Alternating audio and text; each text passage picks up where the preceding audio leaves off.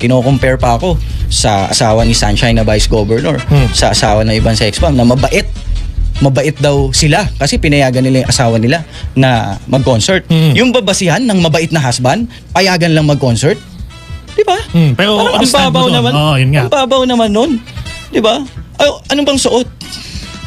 Ano ba yung suot nila? Ayoko yung asawa ko na nakatawe lang sa poster.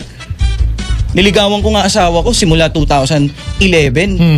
Hanggang bago kami ikasal, naging fiancé kami. Sabi ko, hindi ko siya hahalikan until the pastor, you may kiss your bride.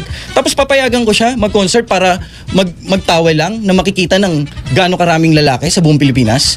Tapos pasasayawin ko na naka-see-through, labas ang cleavage, labas ang legs. I want to protect my wife. Ako lang titingin. Kasi ako ang husband. So sa madaling... mabait sinasabi nila. Buti pa yung asawa ni Sunshine, Vice Governor, pinayagan sila mag-concert. Dapat nga hindi Dapat nga yung asawa mo, ingatan mo. Hindi mo hayaan magsuot ng mga damit na para pagnasahan ng mga lalaki. Yun.